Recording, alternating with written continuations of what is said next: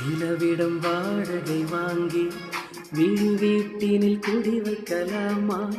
நான் வாழும் வீட்டுக்கு வேறாரும் வந்தாலே தகுமா? உம்மலை பேச்சுக்கு நீதான் உந்தன் தோள்களில் இடம் தரலாமா? நான் சாயும் தோள் மேல் வேறாரும் சாய்ந்தாலே தகுமா? நீரும் செங்குலச் சேரும் கலந்தது போல கலைந்தவளா?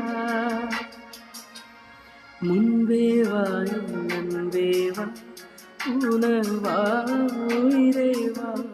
முன்பேவாயும் அன்பேவா பூப்போவாய் பூப்போவா?